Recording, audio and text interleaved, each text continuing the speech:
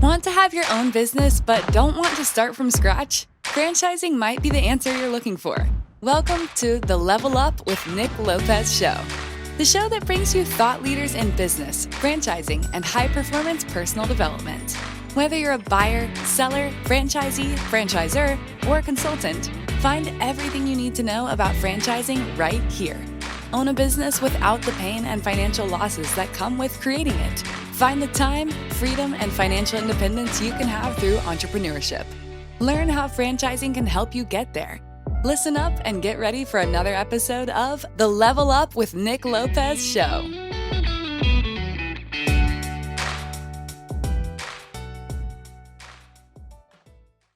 Welcome to the Level Up Show with Nick Lopez, where we get the absolute pleasure of learning from thought leaders in business, franchising, and high-performance personal development. Today's guest goes without exception to all of those things. She has purchased and owned and sold multiple franchise companies. She is currently a franchise owner as well. She is one of the best matchmakers at one of the top franchise consulting firms in the world. She specifically focuses on the Central Texas and West Texas markets. She is with FranNet, Miss Merri. Welcome to the show. Thank you so much, Nick. That was so nice. What a full introduction. I appreciate that. Very kind of you. Of course, it's well deserved, and I really appreciate the way that you have supported Lime and brought us some phenomenal franchise partners here at Lime, and I've just really respected and have always appreciated you not only supporting Lime and helping us grow, finding great matches, but you've actually been a client and supported the franchise owner or one of them that you helped come on board with Lime, and that's just meant so much to me, and I think just speaks so much of you and your character and your values, and I just really admire that. So it's well deserved, and I hope I did it justice. But not everyone gets into franchising, raising their hand and saying, I'm going to specifically go after franchising. In fact, most people think, franchising McDonald's and restaurants and whatnot, right? There's not even really an understanding of what franchising is. So I'm curious, Merri, how did franchising find you? It's kind of interesting. I started this business named Franchise Consulting in FranNet when I was 28 years old. So it's been a while, right? And when I did, it was in Central Indiana, and I worked with another FranNet office that was out of Kentucky, and really worked to support Central Indiana with franchise growth and in FranNet. But the way that I found it was kind of interesting. I worked for an IndyCar team, and I represented the portion of the team that handled all the merchandising, promotional products, worked with all of the sponsors and the tracks, things for the midway, and also for entertainment on the inside of the track. And I decided that I really wanted my own business. I kind of knew that coming out of college, and I met my predecessor at that point and started looking at franchise ownership myself, and realized that my timing was really off, because I used to do all the business and all the planning between January and the end of May, the Indy 500, right? So anyhow, I had to cut my process short, but this gentleman decided he was going to retire, and we recognized things in each other that we knew could be helpful in a consultancy. And so he and his partner asked me if I'd be willing to take over Central Indiana. And I told him that my timing was off. I'd had to look at it later. And they told me that wasn't going to work. So they kind of pulled me into it, which was a wonderful thing for me. And I eventually took over his business, and then I moved it here to Central Texas. But the reason I got that connection was through the Small Business Administration, because my stepfather worked for the SBA, and he had heard me banging my head against the wall with all the corporate bureaucracy that I was dealing with on a regular basis. And he knew I'd always wanted my business. So he made that introduction to FranNet for me. And so that's how franchising found me, and I found franchising and FranNet for that matter. Sure. And yeah, franchising didn't just find you, it pulled you in. Like, yeah, it didn't have an option for down the road. It was right now. That's incredible. I love how just, fate has a way of, coming up even when we're not expecting or planning it. Some of our most, impactful ventures are generally that way. So, thanks for sharing. So you've been in consulting now for quite some time. Why do you think you've stayed as a consultant? It fits me. When I first became part of FranNet, one of the big drivers for me was wanting to do something better for somebody else and help them achieve their goals. That was a big piece of my overall business model. And I also wanted something that was going to give me flexibility. At the time, my oldest son was 2 years old. He's 23 now. So it became a lifestyle play for me as well. And it's kind of an interesting thing because I think a lot of people miss those elements when they start looking for business ownership, but they're so incredibly important. I mean, there's a number of important goals and criteria to have. But anyhow, those were kind of the driving force in all of that. And I knew that if I could use the skill sets I had to transfer into this type of consultancy, that I felt like I could be very successful with it. And luckily, that's the way that it's been. I had some good learning curves along the way, but I had great support and great systems, which is the key to a great franchise. And I think you have that at Lime, and that's what's making, the folks that I've worked with be successful in that. So, we saw that in FranNet as well. So. And so you'd mentioned something that I would love to hear a little bit more about. You said, I felt like some of my skills would translate. What were some of those skills? Would you mind sharing? No, well, it's kind of interesting. So I had come from a sales and marketing background. And as a part of my corporate training, I was lucky enough to have Sandler training. And by the way, Sandler itself is a franchise that's been around for 40, 50 years. I don't even know, a very long time, right?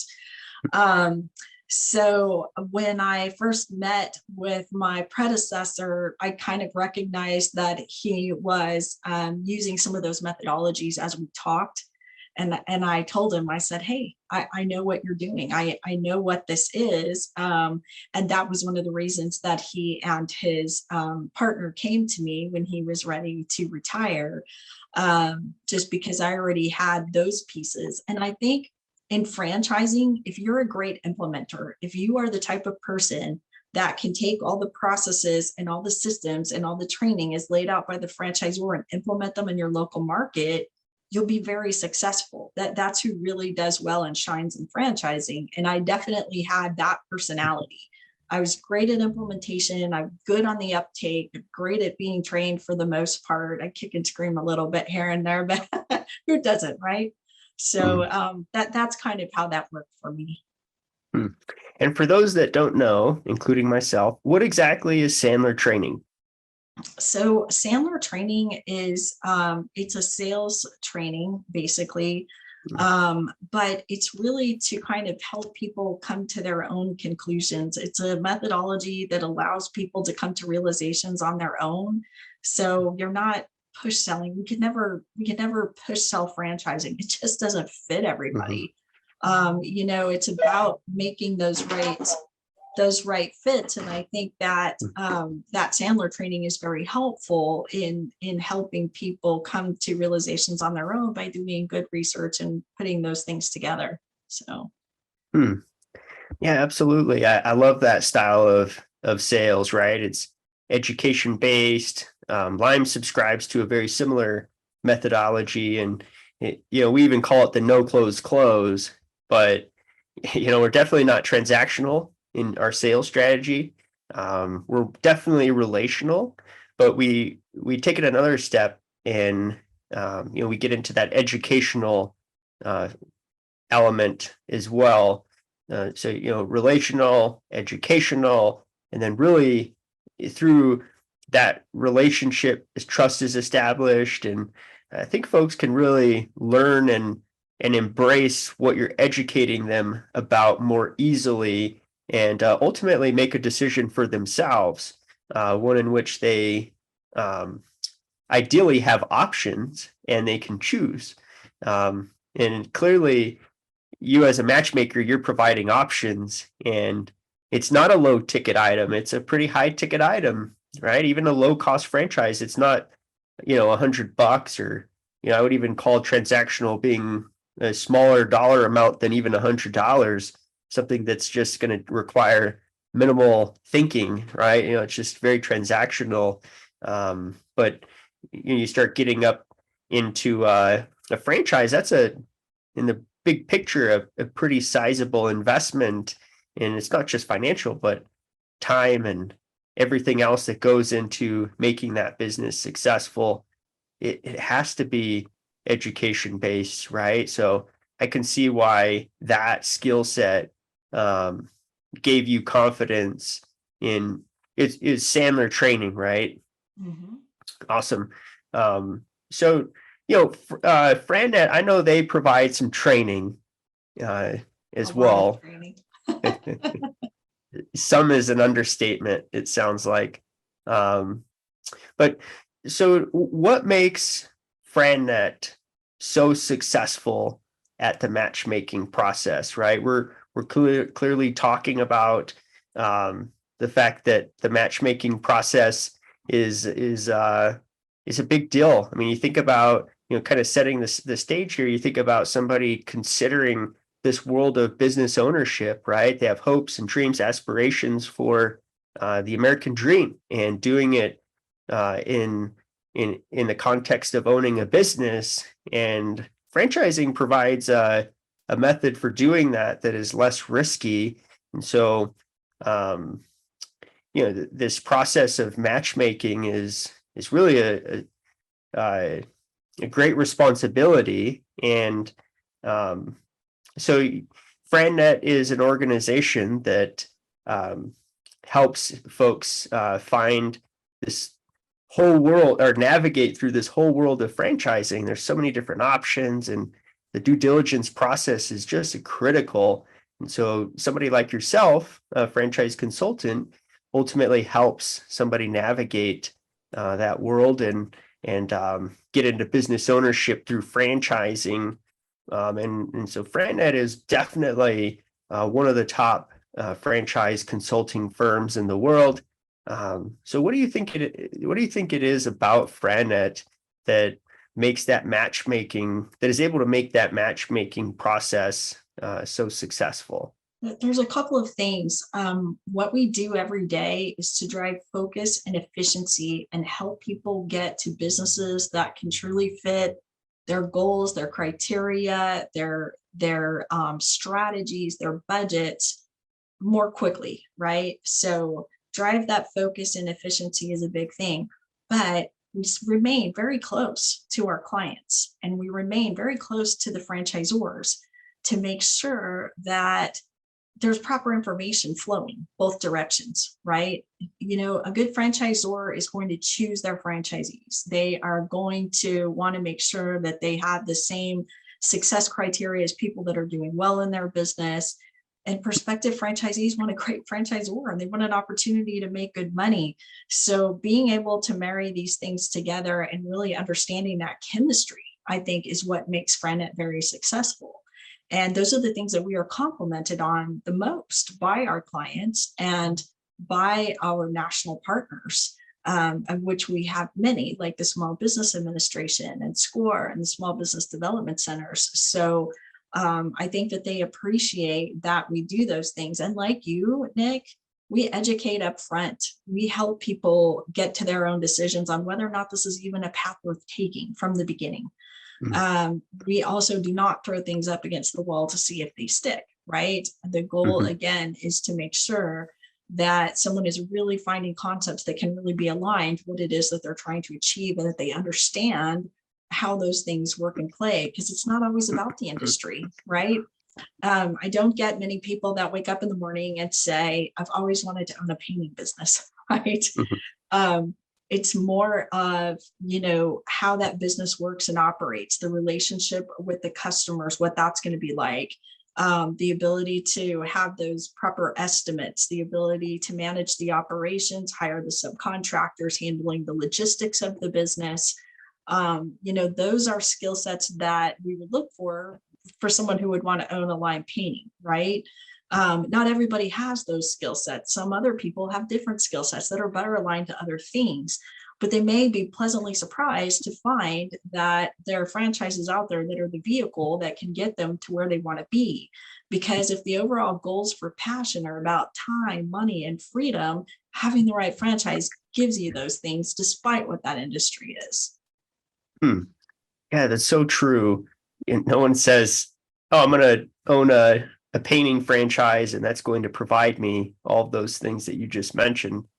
How does that matchmaking process unfold, right? How are you able to evaluate their skill sets and, the requirements of a brand like Lime, being that we're using that as an example?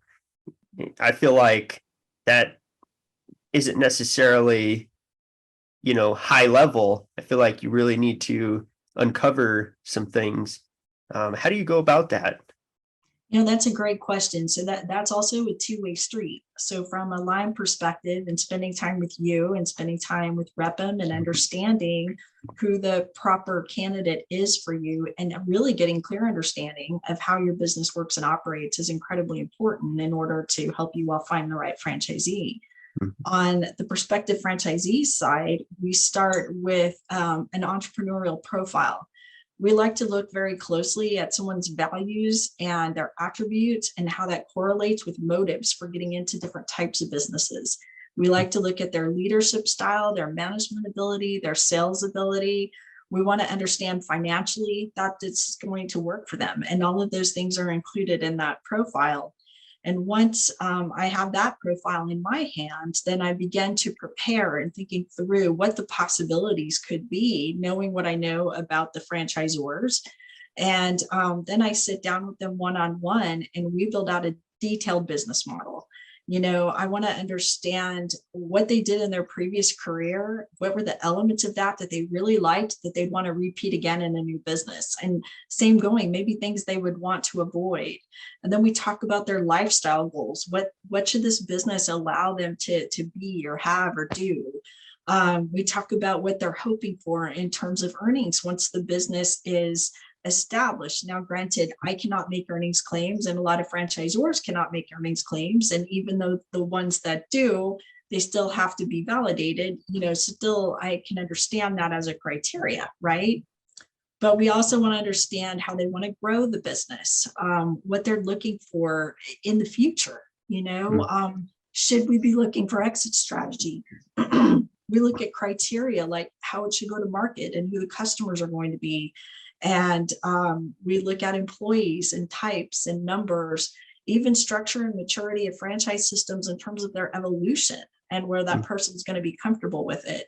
And we establish budgets, one for what they live on as the business is ramping up, the other for what they're going to need to cover getting into the business. And we're also going to look at maybe what their possible funding options are so they can explore that. But once I understand that greater picture, then my expertise is bringing them franchises that could be a fit for that and helping them to begin the research process and working with them through that process, again, to drive focus and efficiency and taking detailed notes on what works and what doesn't in the event that the business model changes or there's some evolution to it.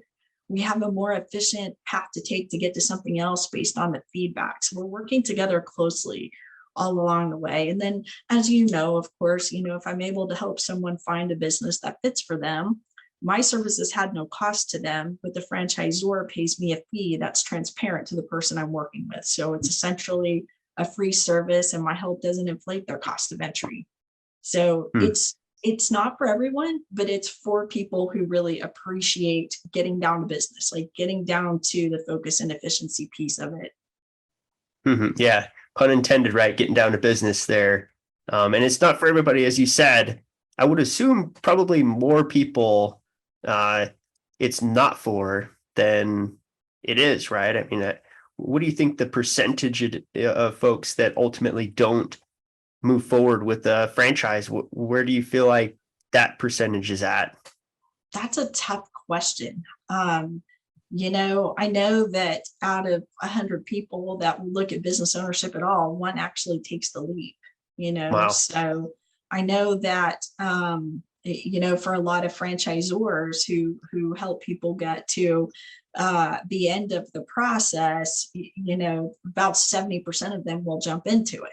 Right. But it's funneling down and getting to that point in the process. So it's hard to say. We help a lot of people say no to this, but we do help a lot of people say yes to it as well. So. Sure. Yeah, I love that you clarified that, right? It's not for everybody, and it is for people that want to get down to business. And through this whole process, clearly you're going to know whether this is something for you or not. And oh my gosh, you talked about building that profile. It covers so many different elements. It's more than just, hey, do you want to buy a franchise? And here's some options, and here's an intro. It's quite diligent, and that is unique to FranNet. That is a pretty unique process there, and clearly, your skill sets coming in align with the FranNet process or FranNet way, and help to really get down to folks that are serious, and then, okay, well, what is going to line up with who you are and what your skill sets are. You mentioned something about being in the market and really building a relationship, and so you're working with a lot of folks that are right there in your community, right there in your backyard, Central Texas, West Texas. We were talking a couple of weeks ago, or a week ago, and you'd shared with me, hey, Jason, who you helped come on board with Lime, he drives by my house almost every day. I see him driving by, heading out for work. I mean, he's one of your neighbors. He's in your community, and so that is just such a unique approach, right? And so you have specifically focused on the Central and West Texas markets. Why are those great markets for business ownership?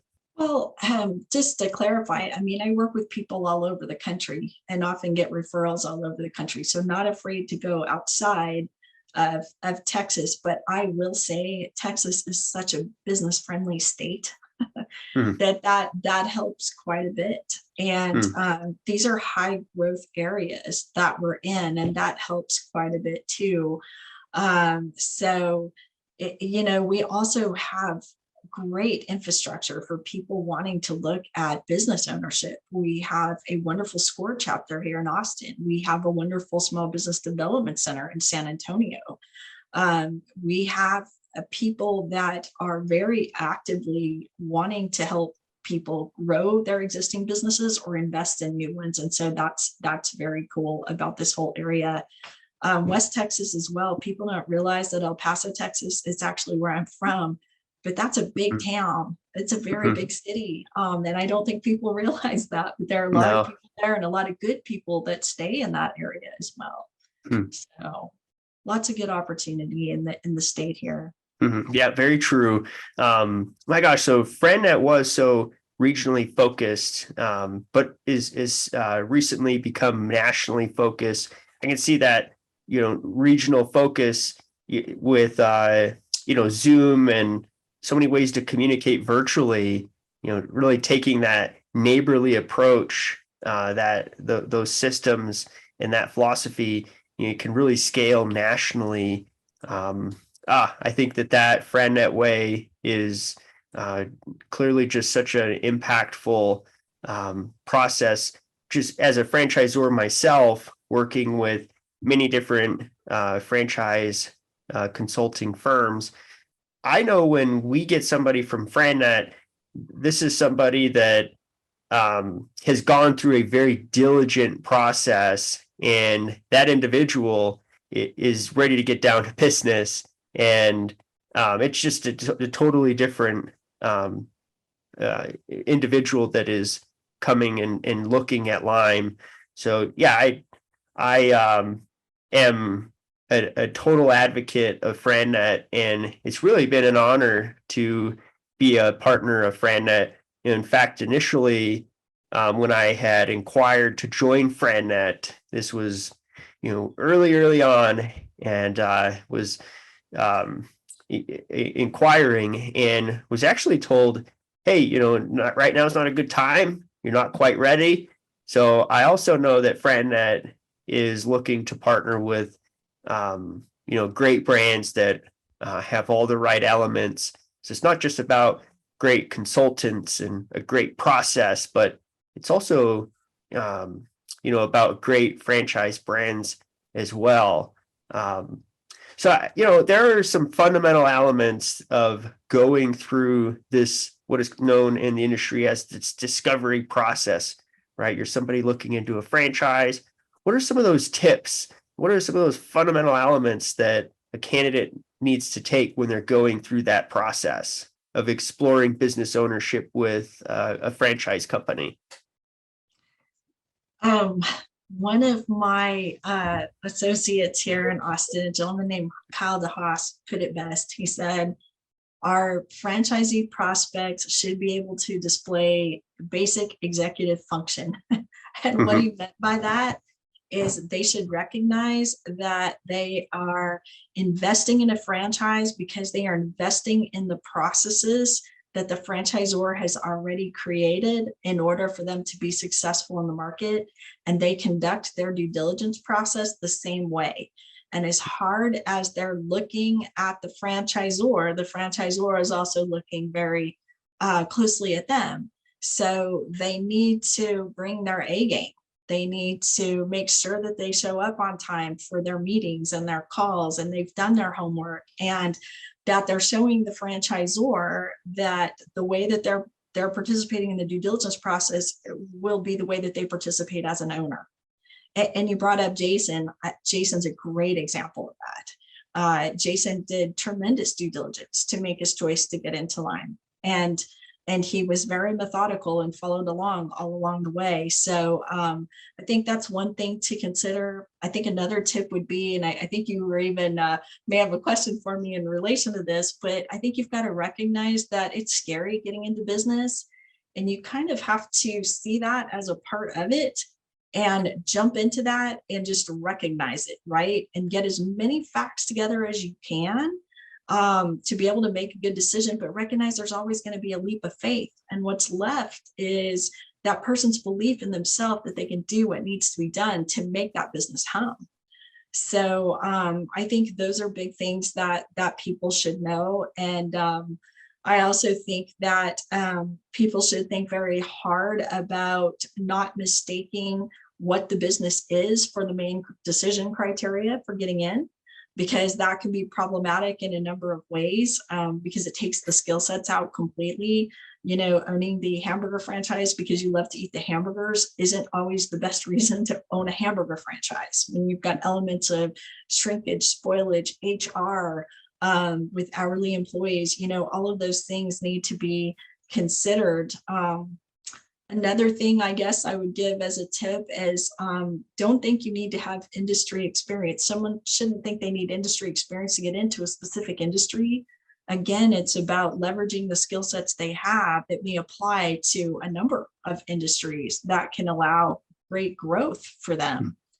And I guess one other thing, and I actually heard it yesterday, is don't mistake passion for a product or a service for a sales element, meaning that, and I heard it yesterday, if I believe in it, I can sell anything. And the reality of it is, if they don't go to market in a comfortable way for them, with the product or service they're providing. It doesn't matter how much they believe in it, because if they're going to be selling, they're going to be taking some rejection. You've got to be able to handle that.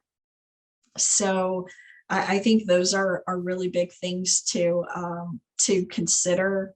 And I guess one last one is, sometimes I have people that have a particular hobby and they would like to turn that into a business. But what they don't realize is that they've mistaken the role of the business owner for working in the business. Most franchises are looking for executive owners, people who want to work on the business, not necessarily perform the function of what the business is. And that can be problematic because you may not have anybody at the helm, nobody really driving the business the way it's supposed to be, if they're too busy trying to do, in your case, if they're trying to paint houses themselves, right? So anyhow, those are things that I see that I think everyone should know when looking at business ownership in general, regardless of whether it's a franchise. So anyway, hopefully that's helpful. Absolutely. What great tips, right? To be able to help people level up going through that discovery process. You had mentioned, not necessarily getting into business for something that's your passion or a natural skill set, or something that you know, like, for example, in this case, painting. Most people, it's not their passion and they know nothing about it, but yet it provides the ability to work on the business, not in it, to ultimately give them that platform for business ownership, which then provides all the things that they want, and they can still have their passions, right? You also mentioned something about, it has to be something that you're passionate about, because adversity will come, and that's staying power. Right? You absolutely have to align. It may not be your passion and something that you love up front, but it totally has to become something by the end, because in the long haul, that's what will give you staying power, is your passion and love for the business. You also mentioned fear. It is definitely an element of taking the leap. And, you may be down to, or you may be up for getting into business, right? You may be ready to get down to business, but ultimately that comes with uncertainty, which produces plenty of fear. And that is very much a part of this process. It's scary. I mean, you're putting, in many cases, a significant portion of your savings or retirement, and all the time and resources that it requires. And it's a big, it comes with a price, right? And so evaluating that price and the risk and opportunity and opportunity payoff, all those things are in their seasons, ups and downs, right? Of fear. I think with more knowledge, more understanding, produces more uncertainty as you continue to navigate new things throughout the process. And so it comes and goes. How does fear play a part? I mean, you are clearly a matchmaker and are helping people realize, hey, this may not be for you, or for those select few that it does become, I think you said a 1 out of 100. My goodness, for those 1 out of 100, how does fear influence that process? Well, it's always there, right? And if the person isn't scared themselves, chances are their spouse or significant other is. So got to take all of those things into consideration. You need support from your family, if you're going to do this. I mean, not necessarily in the business, but just that, that you can do it attitude, that belief in you is incredibly important coming from the family. But like I said before, you reduce that fear by getting your facts together. And I can't think of any other form of business and getting into business where you can actually get all your facts together, except in franchising. Maybe if you're buying an existing business, the seller's, pretty upfront and helpful to you. But for the most part, when you're looking at franchising, there's really a lot to do there. And, it always creeps up in the end when people start to get serious. And I ask them all the time, I'll say, are you scared yet? Mhm. And they usually say yes, but it should be like, I liken it to being at the top of the roller coaster. You're super excited for the ride, but you're fearful of that first dip in, right? Because that's usually the biggest one.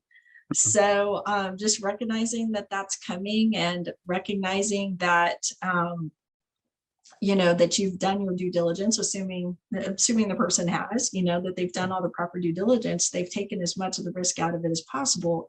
The one of the biggest, coolest things about franchising is that opportunity to talk to other owners within the same franchise and validate their experiences with them, right? And I often advise my clients to ask them what they wish they had known when they started the business, right? Mhm. What were their aha moments when they were getting started?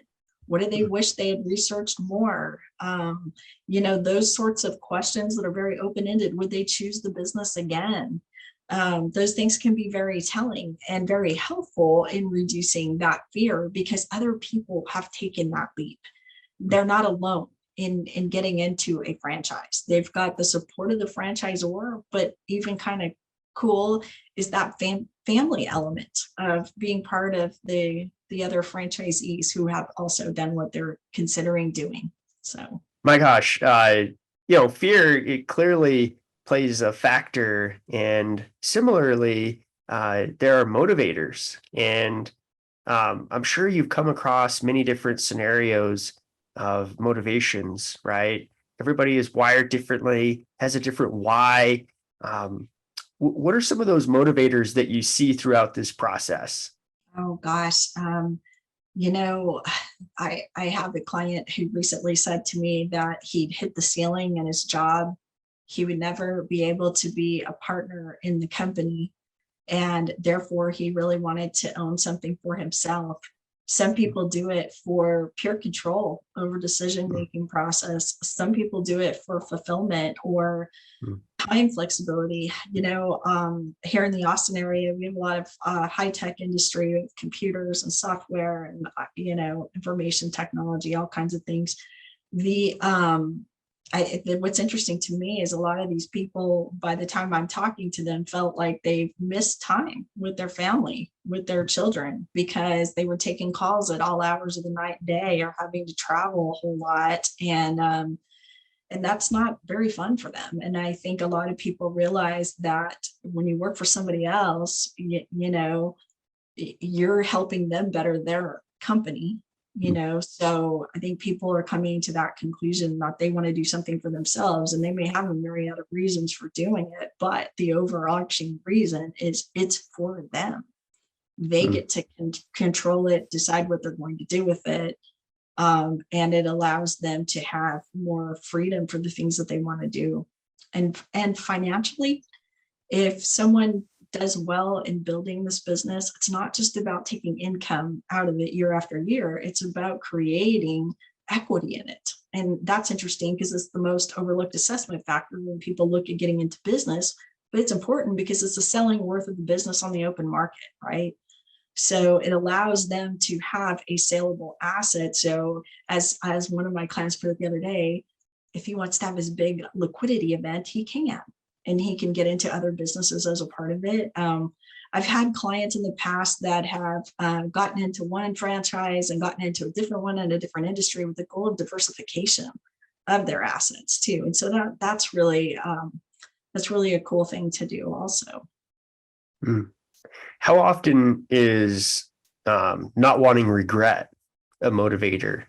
Meaning, somebody's wanted to be in business ownership and they've just thought about it and thought about it, and they don't want the regret down the road of not fulfilling that dream.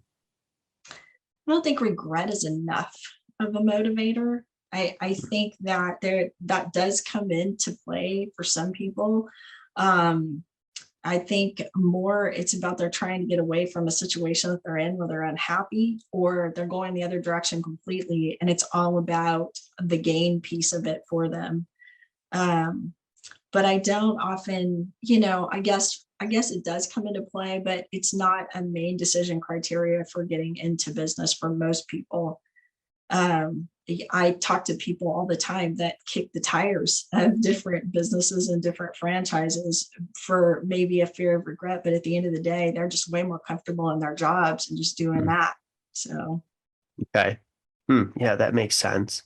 So you had mentioned diversification, and you had mentioned, a hidden element there in the considerations, which is the equity that grows. You often think about the year over year dividends that are paid out, but oftentimes the asset itself is overlooked. It has value. There's an exit. You should be planning for that exit from day one, right? Building the business that way and planning for that day. Everything is about creating equity. And so you yourself have purchased and sold businesses. What tips do you have for doing that? be ready to give it some time. You've got to be able to find the right buyer. And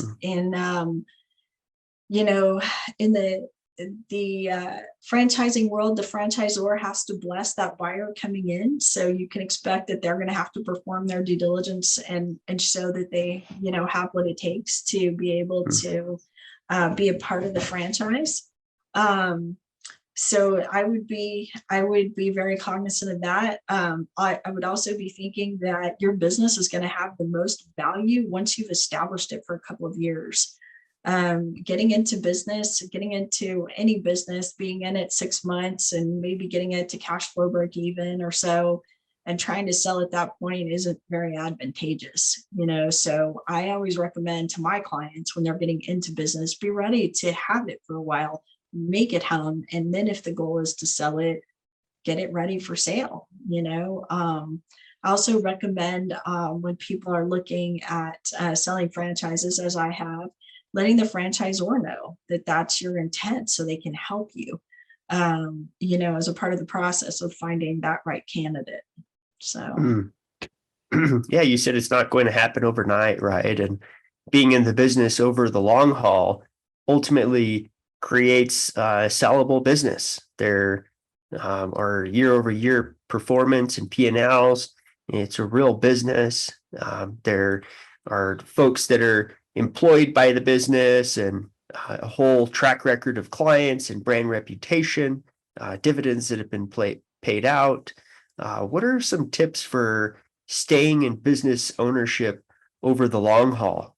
I think you said it earlier. I said, be ready for the ups and downs. I always joke with my clients when we talk about the fear, I tell them that the first year, you're going to have some of those ups and downs. You're going to have a little bit of trial and error, even with the best systems. And there are going to be some days where you're going, I'm really glad I did this. It's been wonderful. And the next day you're going, oh my God, I can't believe I did this.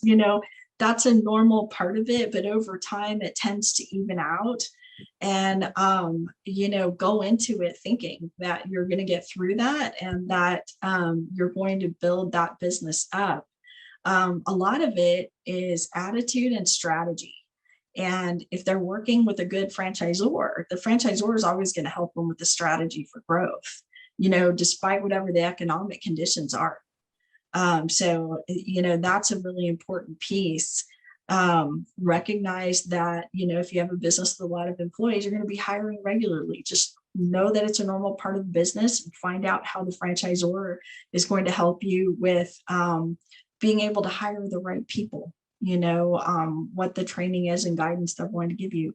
There's a lot of different elements, I think, that goes into having the business for the long haul, but be in that mind frame, that you want to keep this business at least a few years.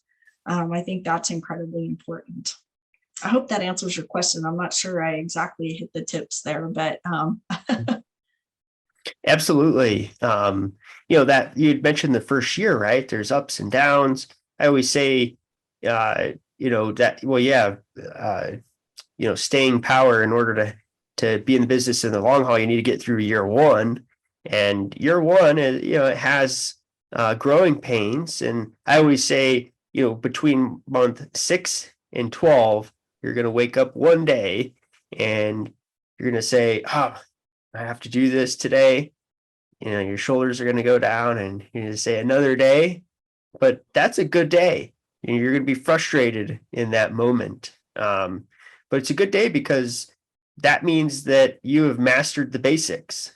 And, there was excitement to learn the basics and to get into the business. And now you're frustrated or demotivated in this moment, but ultimately that's good news because you've mastered the basics and now it's time to go back and get your masters, right? Start leveling up on other elements of the business, closing gaps on all the different aspects that are within the business. And each business is different, but that is something that is just so paramount, and communicating is key, right? There are some rhythms and habits that you definitely need to have as a franchise owner. And one of them is communicating. And so when that moment comes 6 to 12 months, you can't stay in silence. You have to reach out and lean on the community within the franchise system. It could be fellow franchise owners, the leadership and support team, but you definitely have to communicate and not sit in silence there, because it's time to go back and get your masters. There's so many different elements of the business that you can level up and close some gaps. But yeah, absolutely. So, that first year, you're most certainly going to have moments of complete confidence and then moments of scratching your head. And it's along the lines of fear, right? We were talking about fear earlier. And so it's funny because you're coaching fear through a discovery process, and our team as a franchisor is coaching fear around what's next, but it's always the unknown. And so Right. The clarity in that fear is always getting answers. And so the key is communicate in all those different elements. And everyone's wired differently. They react differently with fear, but the best thing you could do with fear is turn it into motivation. And it is most certainly a great motivator. And you have to love and have passion for the business, because that's what's needed in those moments. So Merri, I definitely have appreciated you being on the show. I know I have most certainly leveled up and learned quite a bit here. I have one final question for you. Why do you love franchising so much? I love the familial element of it. I love knowing that I have friends for life that are doing the same things that I'm doing, that I have those people to work with. I love seeing franchisees thrive in my local community, just like you said. I participate in nonprofit boards and things like that here locally, and it's really nice to know the owners of these businesses and to see them grow. I mean, those are big reasons why I love franchising, and I see so many people succeed, especially if they do the proper due diligence. They really rock these things, and it's fun to watch. And I've been around for a long time, so I've gotten to see a lot of that. So thank you so much for having me today. I really do appreciate it. If anybody, absolutely. If anybody wants to get in touch with you, Merri, how would they do that? Probably the best way would be to go to our website at FranNet.com. That's FRANNET.com.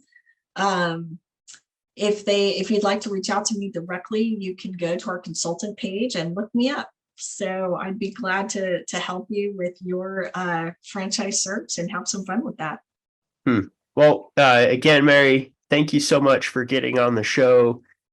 We have covered so much, and clearly you can see why FranNet is such an amazing organization and why Merri Kronk is such an amazing matchmaker.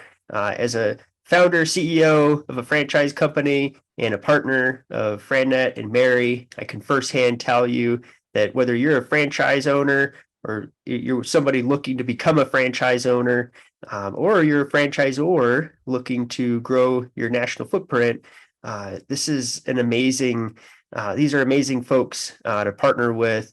So please reach out and learn more. But in terms of this conversation, please contribute, drop a comment down below. We've covered so many things ranging from the discovery process and what makes a successful franchise owner. And please subscribe. It helps us to grow, and do just this, contribute and share knowledge, help others level up when it comes to business, franchising, and high performance. And as always, level up. Thanks for listening to another episode of the Level Up with Nick Lopez show. Remember, it's never too late to get started on your entrepreneurial journey. Don't forget to subscribe, like, and share if you enjoyed today's segment. Catch us again next week and visit limepainting.com for more of the Level Up with Nick Lopez show.